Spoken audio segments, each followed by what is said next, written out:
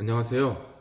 네, 코로나19가 송정중학교 코앞까지 다가왔습니다. 마곡 영앰뷸런트 미술학원을 통해서 좀 코로나가 확산되고 있고 또 우리가 많이 주의를 해야 될 텐데요.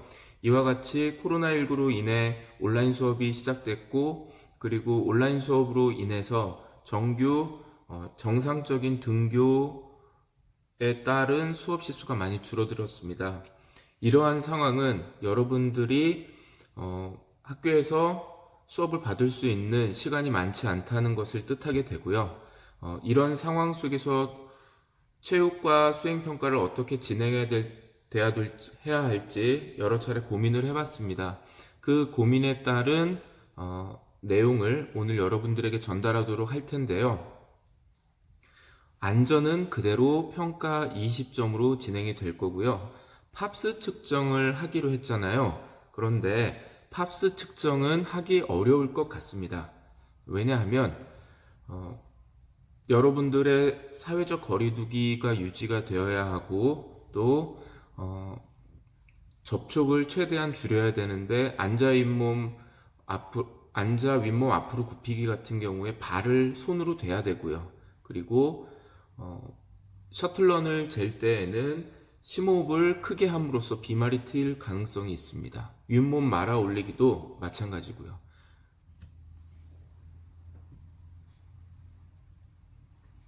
네, 이와 같이 이러한 여러 가지 제약적인 상황이 있기 때문에 평가 내용을 안전은 그대로 유지하지만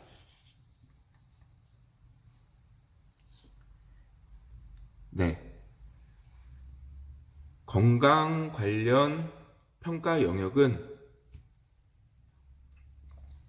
여가와 운동 처방으로 바꿨습니다. 운동 처방을 해서 여러분들이 실제로 실습을 하는 것이 아니라 운동 처방 계획서를 작성할 텐데요. 그러면 운동 처방 계획서를 어떻게 작성하느냐에 대한 부분을 여러분들과 제가 함께 이 시간 또 알아보도록 할 테니까요. 크게 염려하지 않으셨으면 좋겠습니다.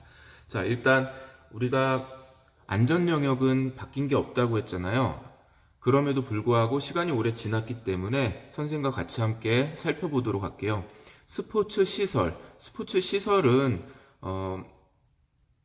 환경적인 시설을 의미하는데 이 스포츠 환경의 어떤 그 의미는 시설뿐만 아니라 학생도 포함이 된다라고 지난번에 설명을 했죠. 그래서 스포츠 시설을 조금 더 포괄적으로 생각해서 사람까지 넣어서 여러분들이 찾아내면 되겠습니다. 뭐 예를 들면 정말 실제로 일어났던 뭐 배드민턴을 하는 친구와 농구공 리바운드 하는 친구가 서로 부딪히면서 발목이 접질린 사건. 뭐 이런 어떤 위험 요소를 찾으면 되겠죠. 그리고 체육관에는 실제로 모서리라든지 굉장히 위험한 부분들이 많이 있잖아요. 그리고 스포츠 시설 체육관 내에 에어컨 팬이 돌아가는데 그 속에 손을 넣으면 안 되고 매트에 함부로 덤블링하면 안 되고 그리고 무대 위에서 밑으로 점프해서 내려오면 안 되고 여러 가지 요소들을 찾으려고 하면은 여러분들이 여러분들만의 시각으로 찾을 수 있습니다. 운동장에서도 지난번에 설명했던 것과 같이 정말 어려운 부분들이 위험한 부분들이 많이 있거든요. 그 선배가 발바닥이 이렇게 찢어져 가지고 앰뷸런스에 실려간 그런 사건도 있듯이 구석구석 찾아보면은 여러 가지 문제점들, 안전에 위험이 되는 요소들이 많이 있습니다. 이런 요소들을 찾아내고 그리고 제거를 위한 해결 방안을 여러분들이 이렇게 작성을 한다면은 이에 따라 5가지면은요 10점이 됩니다. 그리고 3-4가지가 8점, 그리고 한두 가지가 6점인데요. 여기에서 요 시설을 제가 스포츠 환경이라고 좀 바꾸겠습니다. 자, 스포츠 환경의 위험 요소 찾아보기라고 제가 바꿀게요. 평가 요소를. 그리고 위험 요소 제거를 위한 해결 방안 제시하기. 요것도 환경이 되겠죠. 네, 사람까지 포함되는 개념입니다. 이 부분 꼭 기억을 해서 여러분들이 작성을 하고요. 그러면 수행평가 용지가 궁금하죠? 수행평가 용지를 준비해 왔습니다. 이 수행평가 용지를 여러분들에게 제가 나눠줄까요? 나눠주지 않을까요? 잘 모르겠다고요? 잠시만요. 자, 여러분들에게 나눠주지 않을 것입니다. 자, 왜냐하면은 여러분들에게 나눠주게 되면 요 수행평가를 작성해서 제출해야 되는 것으로 조금 오해할 수 있기 때문에 이 부분은 나눠주지 않고 제가 보여주는 것으로만 그렇게 수업을 진행하겠습니다. 충분히 보여드릴게요. 자, 그러면 안전한 스포츠 시설 이용 방법에 학년 반 번호 이름을 적습니다. 그 다음에 블랭크를 적는데요. 이 부분은 교과서에 나와 있어요. 교과서에 어디에 나와 있냐면요. 이 부분에 나와 있습니다. 자, 이 부분에 나와 있다는 것 여러분들 한번 찾아보고 오세요. 안전과 관련돼서 수업했던 내용입니다. 자, 그러면 여기에 1번부터 5번까지 여러분들이 작성하면 되는 겁니다. 자, 이렇게 작성을 하고 요 두 칸은 왜 두 칸으로 만들었냐면 서술 형식으로 위험 요소가 사라지기 위해서 뭐뭇을 해야 한다. 무엇이 위험한데 그것을 제거하기 위해서는 내가 조심하고 남들도 타인도 조심해야 된다라는 식으로 이런 식으로 여러분들이 짧게 서술하면 해주면 되는 겁니다. 자, 이렇게 안전은 이렇게 진행을 하도록 할게요. 이게 20점이고요. 그 다음에 여가와 운동 처방, 이건 30점입니다. 자, 이게 30점인데요. 이 부분이 조금 여러분들한테 어려울 수 있어요.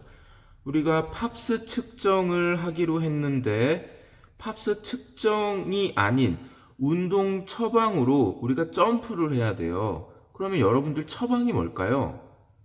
예, 처방은 병원에서 의사가 약을 처방한다라고 할 때 쓰는 용어라고 생각하면 될 것입니다.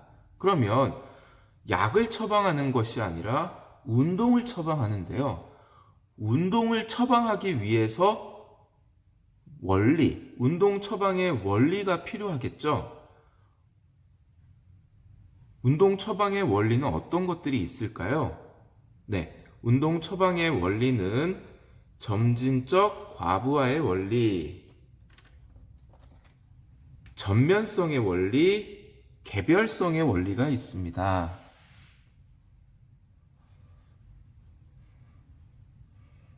그러면 점진적 과부하의 원리를 먼저 설명을 해야 될 텐데요. 점진적 과부하는요, 여러분들 운동은 부하를 주는 것이죠. 힘을 주는 거예요. 힘을 주는데 그 힘을 급격하게 갑자기 주게 되면은 그게 혈관이나 근육에 그게 좋을까요? 좋지 않을까요? 그렇죠. 지금 꼬르륵 소리가 났습니다. 절대 좋지 않습니다. 과부하를 주는데 어떻게 줘야 되냐면 점진적으로 줘야 되는 거예요. 예를 들어서 제가 턱걸이를 10개 할 수 있는 사람이에요. 그런데 제가 운동 처방을 하루에 20개라고 하면 되겠습니까? 안 되겠습니까? 안 된다고요? 아니요, 될 수도 있는데요. 20개가 총 개수지만 그게 한 세트에서의 20개가 아니라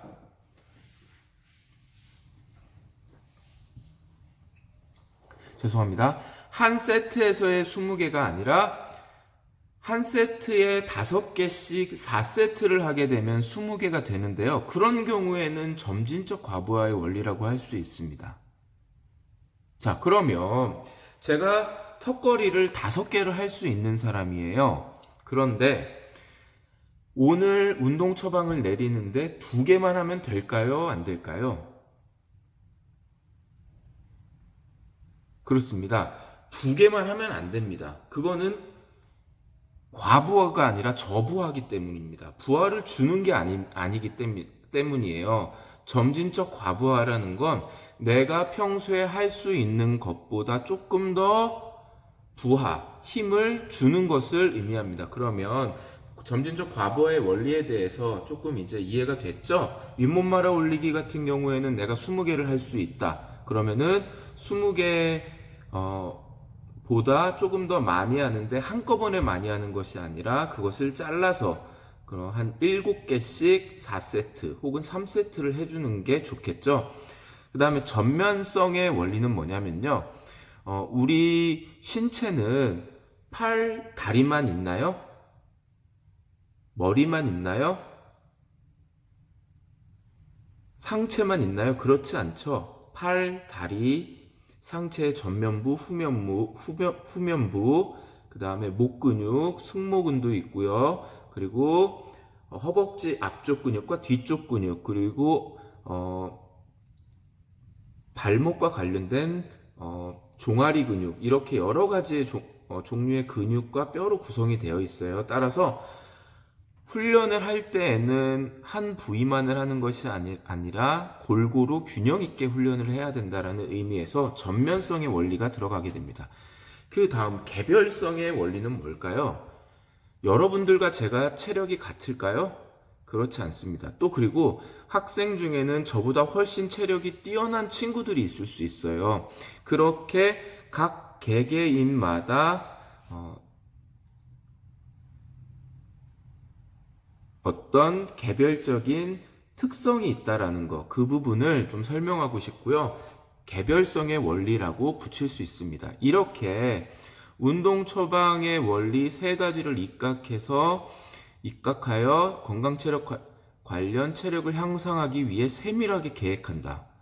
그리고 2가지에 입각하여 건강체력을 향상하기 위해 그냥 계획한다. 1가지의 원리에 입각해서 계획한다. 그냥 계획하고 계획을 갖고자 한다. 그냥 작성만 한 거죠. 이렇게 30점, 27점, 24점, 21점, 18점으로 나눠져 있는데요. 여러분들, 만약에 여러분들한테 아무런 조건 없이, 그러니까 어떤 수행평가 용지 없이, 자, 여기에 여러분들, 자, 서술하세요라고 이렇게 논술형으로 혹은 서술형으로 이렇게 문제를 내면 여러분들 얼마나 당혹스럽겠습니까?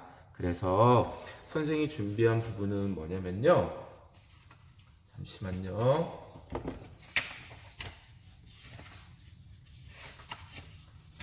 자, 이렇게 준비를 해봤습니다.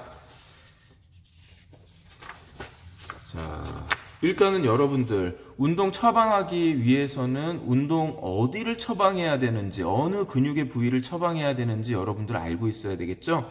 그래서 근육의 명칭까지 지금 공부할 시간이 없어요.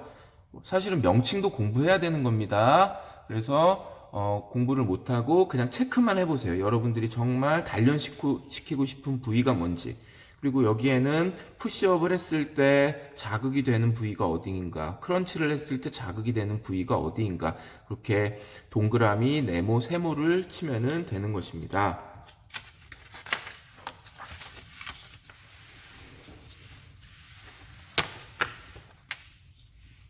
자, 다음은요. 자신에게 알맞는 운동 처방을 해야 되는데요. 여러분들 팝스 측정을 오래 했나요? 못했죠. 사실은 팝스 측정을 하고 그에 바탕으로 해야 되는데요. 작년에 여러분들이 팝스 측정했던 것을 좀 떠올려 보면서 현재 체력 수준이 어느 쯤 와 있는지 여러분들 한번 생각해 보시기 바랍니다. 다음에 체력이라는 개념에 대해서 이제 우리 여기에 체크를 할 거예요. 체력에는 어떤 체력과 어떤 체력이 있다. 그리고 무슨 체력은 다양한 운동 종목에서 더 좋은 운동 수행 능력을 얻는 데 필요한 체력을 뜻한다. 이거 배운 부분이거든요. 한번 체크를 해보세요. 그리고 여러분들이 잘 모르게 되면 저한테 질문을 해주면 수업 중에 제가 또 알려드리도록 하겠습니다. 나의 운동 목적 정하기, 목적이 뭔지 한번 적어 보셔야 됩니다. 이렇게 꼼꼼히 적었을 때 이 한 장도 점수에 들어간다는 거 그렇게 생각을 해주고요.